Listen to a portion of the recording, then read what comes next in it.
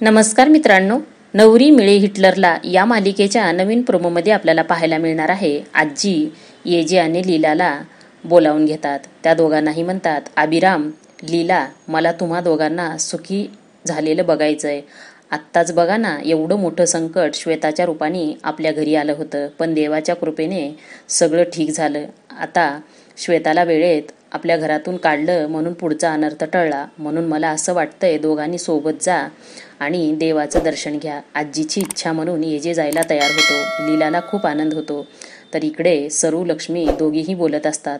सरू म्हणते, वहिनी बघितलं का, बरं झालं ना त्या श्वेताच्या टीममध्ये नव्हतो, नाहीतर आपल्याला घराबाहेर जावं लागलं असतं. आता यापुढे लीलाला अजिबात त्रास द्यायचा नाही किंवा काही करायचंही नाही. लीला आहे ना वेंदळी, ती स्वतःहून काहीतरी करेल आणि घराबाहेर पडेल. आपण काही करायची गरजच पडणार नाही.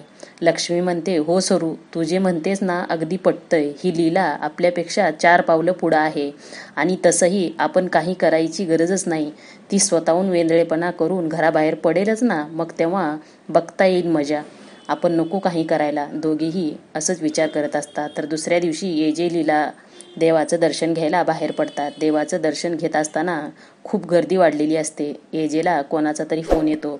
येजे तो फोन उचलून निघून जातो तिकडे. लीला घाबरते. इकडे तिकडे येजेला शोधत असते. तो कुठेच दिसत नाही. लीला सैरभैर इकडे तिकडे पळत असते आणि येजेला शोधत असते. येजे कुठंच दिसत नाही म्हणून लीलाला खूप भीती वाटायला लागते. तेवढ्यातच तिथे येजे येतो. लीला येजेचा हात धरते आणि त्याच्या गळ्याला पडते आणि म्हणते, येजे, मला सोडून जाऊ नका. येजे विचारतो, लीला काय झालं? अगं 2 मिनिट फोन आला होता म्हणून गेलो होतो. तर म्हणते, येजे, मी तुमच्याशिवाय नाही जगू शकत. येजे म्हणतो, लीला काय बोलतेस? लीला म्हणते, हो येजे, मला सोडून कुठेच जाऊ नका. लीला तिच्या प्रेमाची कबुली देणार असते तितक्यात मंडळाची लोक येतात आणि येजेला म्हणतात, बाप्पाची महाआरती तुम्ही दोघांनीच करा. येजे आणि लीला यांच्या हाताने महाआरती होते. धन्यवाद.